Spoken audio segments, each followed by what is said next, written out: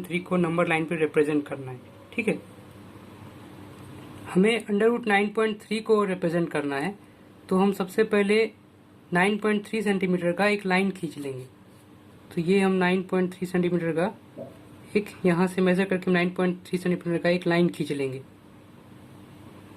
तो हमने 9.3 सेंटीमीटर का एक लाइन खींच लिया है। इसको लिख लेते हैं 9.3 सेंटीमीटर, है ना। इसको नाम दे देते हैं ये ए और ये पॉइंट बी। ठीक है, इतना करने के बाद हमें इस बी पॉइंट को 1 सेंटीमीटर आगे बढ़ाना है। सिर्फ मैंने यहाँ ये हमने 9.3 सेंटीमीटर का लाइन खींचा था, जैसे 0 पे रखा और ये 9 के बाद 3 गिन लिया, 1 2 3। उसके बाद इसे हम 1 सेंटीमीटर आगे बढ़ाएंगे। 9.3 + 1 कितना होगा, 10.3। तो हम 10.3 गिन लेंगे, ये रहा 10। उसके बाद 1 2 3 यहाँ तक हमने इसको बढ़ा दिया।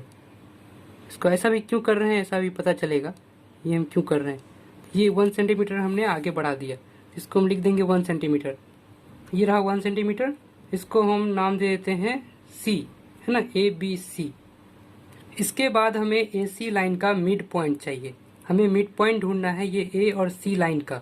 तो हम C पे ऐसे रखेंगे और ये जो AC लाइन है इससे थोड़ी, इसके हाफ से थोड़ा ज़्यादा ऐसे मेज़र कर लेंगे। इससे आधे से थोड़ा ज़्यादा मेज़र करके हमें इसका परपेंडिकुलर बाइसेक्टर ढूंढना है, यानी कि इसका मिड पॉइंट ढूंढना है। तो हमने यहाँ पे आर्क लगाया, है ना, एक ऐसे आर्क लगा दिया और नीचे भी लगाया ऐसे। फिर हम A पॉइंट पे रख के इसको कट कर लेंगे। तो ये इसने यहाँ कट किया और इसने ऐसे यहाँ कट किया। तो इन दोनों लाइन को हम जब ज्वाइन कर देंगे तो वही हमारा मिड पॉइंट होगा AC लाइन का। तो हमने इन दोनों पॉइंट को ज्वाइन कर दिया और इसने जहाँ ये कट हुआ है, ये इंटरसेक्शन पॉइंट, इसको हम O कहते हैं, O। तो वही AC लाइन का मिड पॉइंट है ना। ये दिख भी रहा है कि ये बीच में बिल्कुल कट किया है। तो हमने AC का मिड पॉइंट ढूंढ लिया। अब हमारे पास O जो है वो सेंटर की तरह एक्ट कर रहा है और जो OA है वो रेडियस है। जो OC, जितनी डिस्टेंस O से C की है उतनी ही डिस्टेंस O से A की है। तो हम या तो यहाँ से इसको मेजर करें या तो ये दोनों डिस्टेंस बराबर होनी चाहिए। तो OA को रेडियस मानकर हम एक सेमी सर्कल ड्रॉ करेंगे। तो हमने ऐसे एक सेमी सर्कल ड्रॉ कर लिया, है ना। ये एक सेमी सर्कल हमने ड्रॉ कर लिया।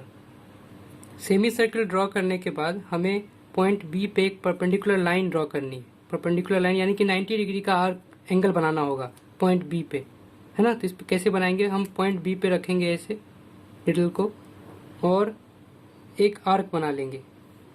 तो ये एक आर्क हुआ, पॉइंट B पर रखकर हमने एक आर्क ड्रॉ कर लिया ऐसे।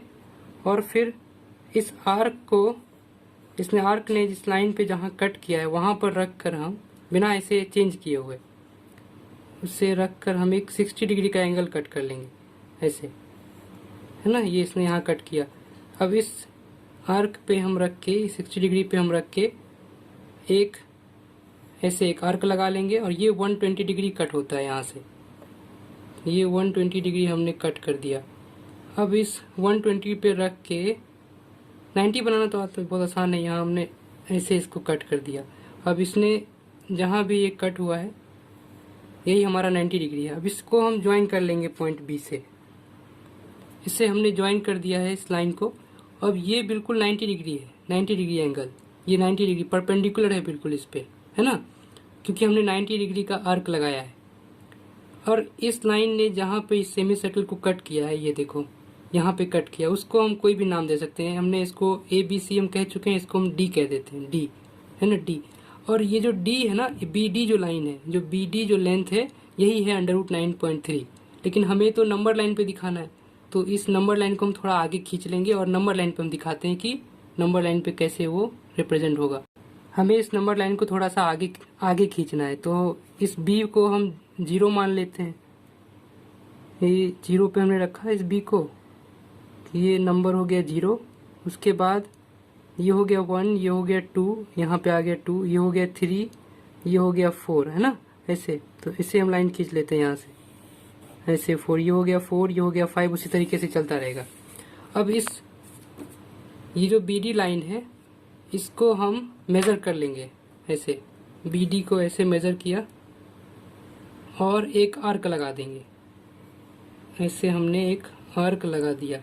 ये जहाँ भी आर्क ये कट हुआ है ना, यही √9.3 है, √9.3। अब हम √9.3 की वैल्यू हम कैलकुलेटर में चेक करते हैं कि होती कितनी है। तो √9.3 मैंने लिखा, तो ये वैल्यू आई 3.04, यानी कि 3 से थोड़ा ज़्यादा। तो यहाँ हम दे सकते हैं कि वैल्यू ये